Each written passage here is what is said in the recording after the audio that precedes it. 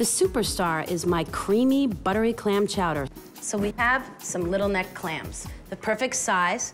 They've been washed thoroughly. They're very gritty, so you need to really give them a nice scrub. You don't want to store your clams in plastic, and you don't want to store them submerged in cold water. Just keep them in a self-draining container over ice, make sure they're cold, and when you're ready to use them, you want to just check them out, make sure they're all nice and closed and heavy and perfect. And guess what, Shakira? You're gonna do just that for us. A very important task. The star of this soup is definitely the clams, but the unsung hero, and one of my favorite things, bacon. So I'm gonna get a little bit of just a touch of canola oil heating, and I'm gonna start to cut and cook down this bacon. And this is gonna fill this kitchen with such a smell. I'm just cutting that bacon, and it's nice. If you get the pre-sliced bacon, it's all stacked for you. All you have to do is cut it. I'm gonna put it in the pan, start cooking.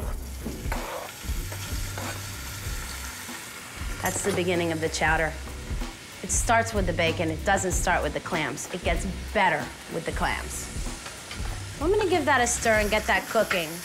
Now this has two purposes. One, I want to cook the bacon so I have nice crispy bacon bits, but I'm also going to use the grease of the bacon to my advantage. We're going to cook those clams, and we're going to make, at the same time, a clam stock. I like to use about 3 cups of water for 5 pounds of clams.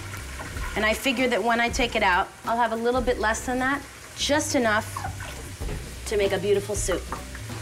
I'm going to put that water on. Put all the clams in there, beautiful. We're cooking our clams to make our stock and get our clams cooked. We've got our bacon, which is filling this kitchen with such a smell, can't tell you. And now we're gonna get the one really fresh part of this soup, which is the vegetables. We're taking 2 of my favorites and really sort of essential underlayers of this soup, celery and leeks. We're gonna just trim the bottom and the top off, split them, and cut them into thin rounds, and then we're gonna thoroughly wash them. So, I have team leek and I have team celery.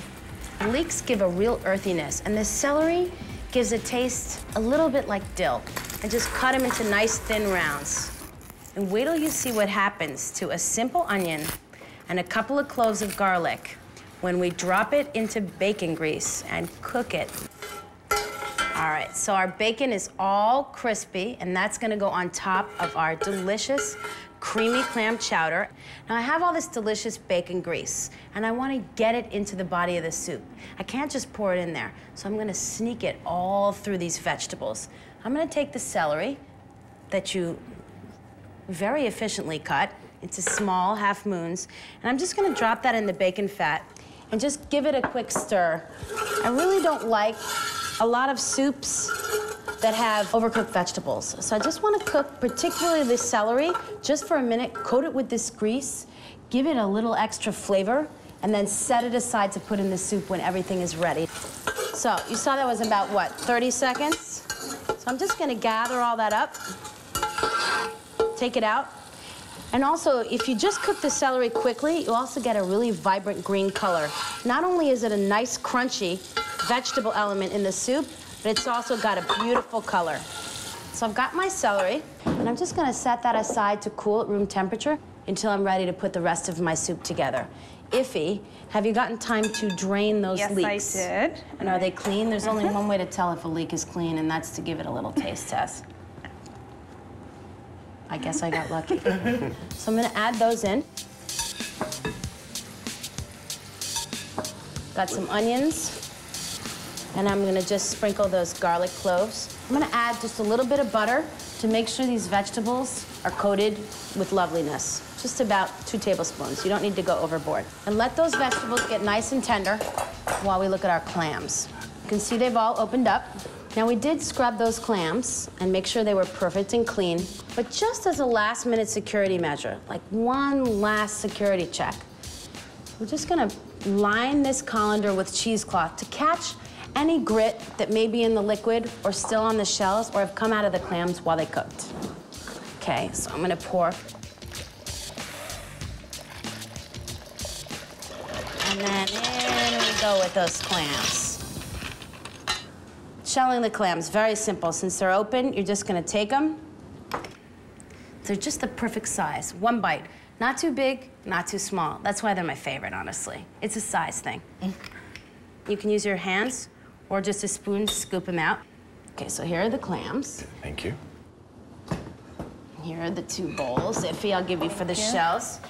So you can see, this isn't just water anymore. Now it's transformed into a beautiful clam broth. That's very hot.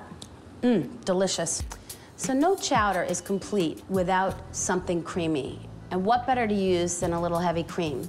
Shakira, if you'll reach in the fridge, and we're going to use that cream to our advantage to cook some potatoes. So you can add that cream in there. We're gonna start to get it warm while we dice our potatoes. I like to use a nice thin-skinned potato, like a Yukon Gold, small ones that are nice and tender. That way we can skip peeling them, because the skin is such a nice addition to the soup. So I'm gonna have the both of you dice potatoes along with me. We're just gonna do that by cutting off a little end, just a little piece off the edge, so it sits flat, and that way it won't rock around on the board while we cut it.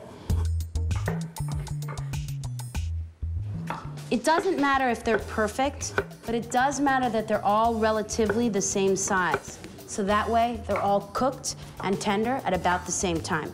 And that potato starch is gonna leak into the cream and thicken it. A few dry bay leaves and just a few sprigs of thyme. And we can fish these herb stems out later after they've cooked down. They're kind of like mini fresh tea bags in the cream.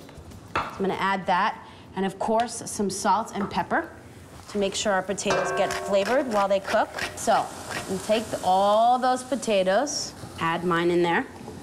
I'm just gonna drop those into the cream. I'm just gonna mix all that together, and I'm gonna bring that up, get it simmering, and cook the potatoes until they're tender.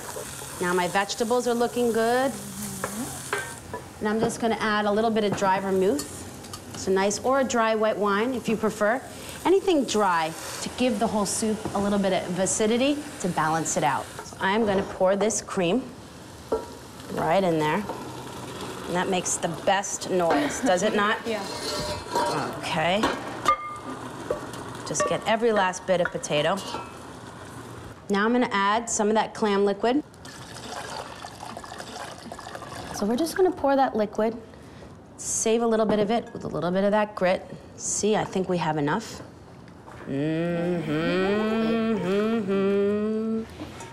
Let's not forget that celery we cooked on its own. You can see that's gonna add a really nice green element to this soup. Celery is underrated and really important in clam chowder. So I'm gonna add that in, those nice juices from that celery. We're gonna add those clams in. And we're just gonna let all this come together, let it simmer a little bit, thicken up. I'm gonna add a touch of hot sauce. It's just enough to give it a tiny bit of heat, but not make it super spicy.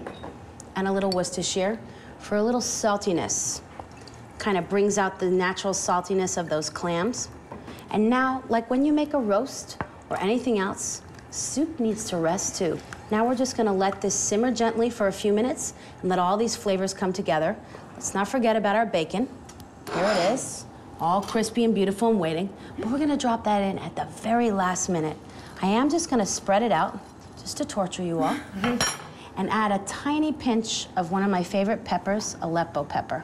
The other thing is, I just feel like the clams, they know they've wound up somewhere fabulous. You see that expertly cut celery? My goodness, what knife skills. Rick, you brought the bacon over. You know what to do. That will do, mate. Okay, that leaves more for me. Serve me up.